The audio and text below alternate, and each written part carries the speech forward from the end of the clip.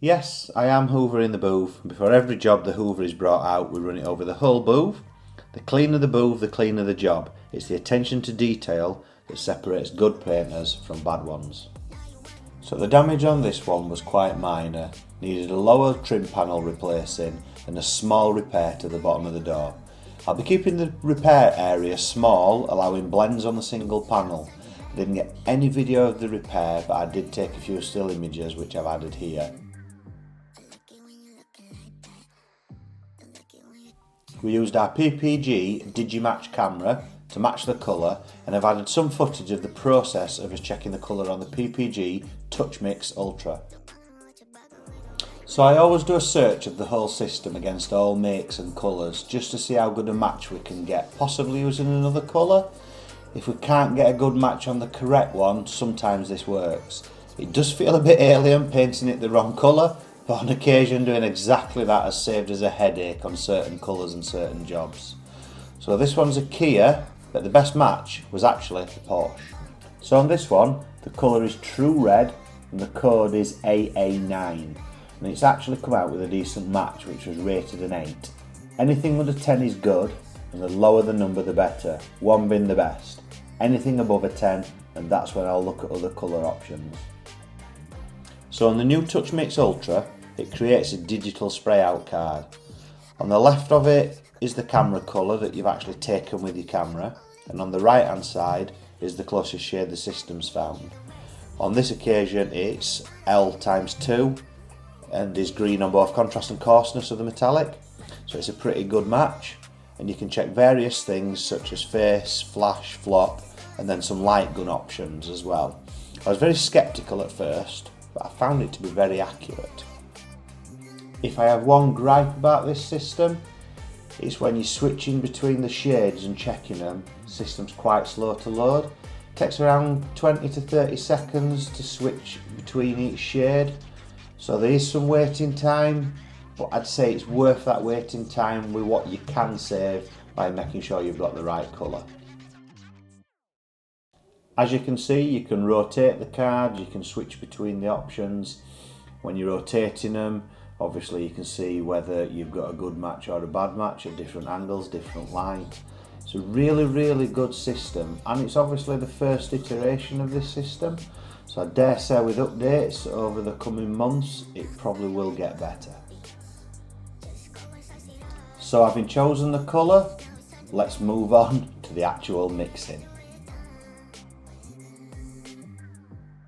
So we changed onto PPG Enviro base around 4 months ago, and it was mainly to have all the approvals for insurance work with our materials, obviously as well as having the new mixing computer. I'd had that demoed and I decided I wanted it. We were using Max Meyer Aquamax at that point, but the new computer wasn't available on the Max Meyer scheme, so I quickly made the decision and upgraded to the Enviro base. I'm glad I did. Even with the increased costs, I also switched our Clearcoat to PPG Deltron 8131. It's by far the best clear I've used, and I've used a few prior which I thought were good, such as Max Meyer 0300, Spectral 545 Low Bake, but this Deltron 8131 is so good and is now my go-to clear for everything. It's by far better than anything I've used before. And price point wise, it's on a par with the Spectral, but it's way better than it. When Max changed the 0300 to the 0320, I'd tried one kit of that and I really didn't get on with it, and that's why I switched to the Spectral. But now the Deltron is what I use, and it's what I'll use going forward. I can't see me changing in the near future for that at all. So recently, DeVilbiss released a limited edition DV1 spray gun, and I had to have it. It's the Gambler edition, but it was for the USA market only and was only available at SEMA as a competition win. They were raffling one off each day of SEMA. My UK rep basically gave me a flat no, couldn't supply me one, they're not for the UK market. Don't like taking no for an answer, and I managed to get one eventually. It were hard work, but I have it. This was the first job that I used it for. It's the same as my previous Basecoat gun. I had a normal DV1 for base, but I just needed this Gamba edition. Cost was kinda irrelevant. We're now in the booth doing some masking, soft edging the doors and getting it sheeted with poly. Keeping it a fairly local repair, so blending on the one panel.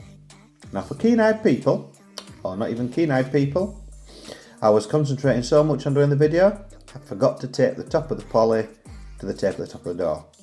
Silly error, nothing a bit of cleaning and that couldn't sort after unmasking, but you'll see it lifting later in the video, and how I missed it I have no idea, as I saw it straight away on watching the footage back. So we use Q1 masking tape, found it to be very reliable, nice and easy to use.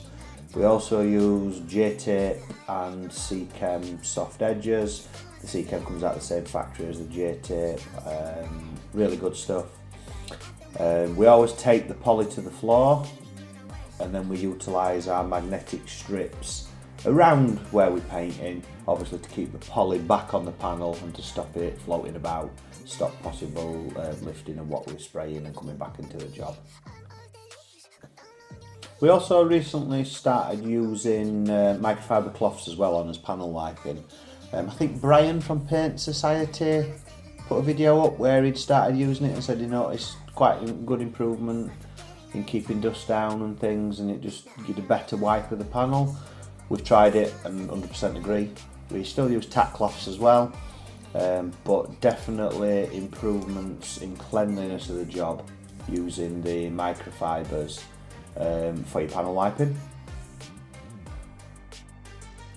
So in our paint booth, our setup for our airlines is actually a Wellcome Thermodry, which is a heated airline system. The actual airline has a heating element in it, and it has a heater in the filter system. Using water-based paint, obviously it takes a bit longer to dry, the heated airline. It has many benefits, it speeds up the process no end. We use a Wellcome dryer as well, which you can see me using now. It speeds it up, dries off the base coat, and it just means you can basically paint a lot quicker. It has 3 temperature settings, 42 degrees for spraying your base, 50 degrees for spraying your clear coat, and 70 degrees for drying your base. Now I'll be honest, the hairline gets too hot to hold on 70 degrees, and I tend to leave it on the 42 degrees that I'm spraying with when I'm drying the paint as well. It still gets quite hot around where you're holding it, even at 42 degrees, and I find it dries it quickly anyway, and obviously it's a nice temperature. You can see now, just as I was drying there, the poly lifting. Again, how I didn't see that when I were actually doing this job, I have no idea. I'm obviously looking where I'm drying and looking where I'm painting, not looking at that top edge. At this point, we've got a couple of coats on. I could see that there was still an area where you could see the edge of the repair through, so I got the sun gun light just to check on it, and did need a bit more base, so I blended a little bit more over it, and we had got good coverage then after, I think it was the 3rd coat. I hear a lot of people complaining about PPG and that the coverage of the colours is not good. I've not had any issues. I find it to be quite good, to be honest. I've only got the Max Mayer to compare it against that I used to use before, so maybe if I used a different brand then I would find it covered better. Before we put any clear on any job we do, we always turn the booth lights off and check with our sunlight, just that coverage is right, the blends are right, the metallic's right, because once you've started putting your lacquer on, there's no going back. You have to seal it in and then obviously do the job again. As it is, if you check it and it's not right, you can do rectification work before wasting materials. There were a few stone chips on the door towards the front edge. Obviously we didn't want to put the base up to that area because then we would have needed to blend into the front door. So we touched them in with an artist brush, and once the job were cleared you couldn't even see where they'd been. Most painters do this.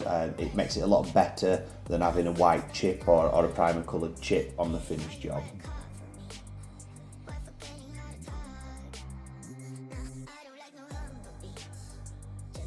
Before moving on to the clear coat, we always tack rag the panel to get rid of any overspray base that would show up through the clear coat from the surrounding areas of the repair.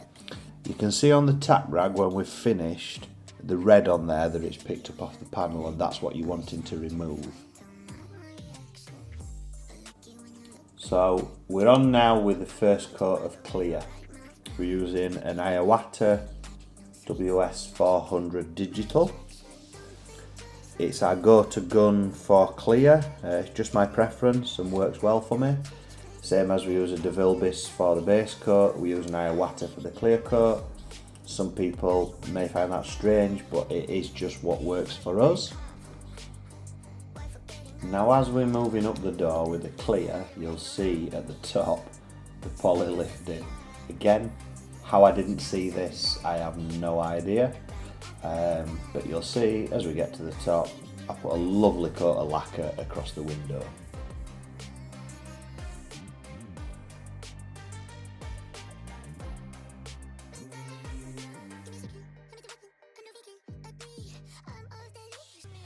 So at this point we're ready for coat 2 of the clear. We leave 5 minutes to 7 minutes between each coat following the data sheet on the 8131. I have found to now maybe leave it a little bit longer. I go for the 7 minute time rather than the 5, just through experience and using it over the past couple of months.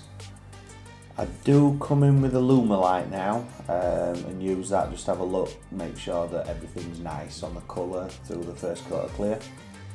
I then put it on my clear gun and plan to use it for the second coat and forget to turn it on. Again, doing the videos, it's quite new to me, so I'm concentrating probably too much on making sure things are filmed right, so making a couple of errors in what I'd usually do quite naturally.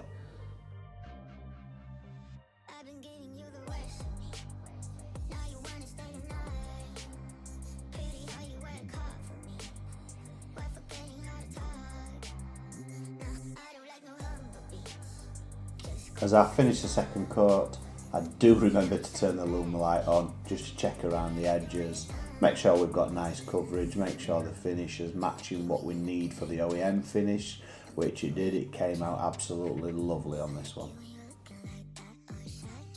Again, around 7 minutes flash off time before we put it on bake, and then it's baked for about 45 minutes at 60 degrees. So, let's get in the booth and see how the job turned out.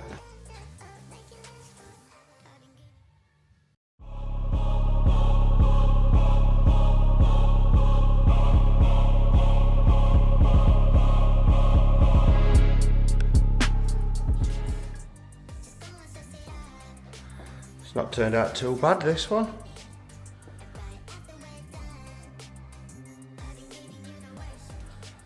As you can see. One of the things we like in this shop is the magnetic strips we've got to hold plastic down.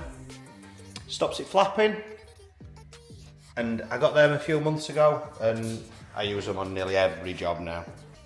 So at this point I've unmasked it and I've obviously cleaned off the overspray on the window. I need to clean the door off and finish unmasking it, but you can see it's looking quite good. Once we've got it all cleaned off, and you can see down the side, colour match is perfect, blends are good, repairs good. We've fitted the new panel on obviously and changed the lower coloured panel from the old one because that weren't damaged.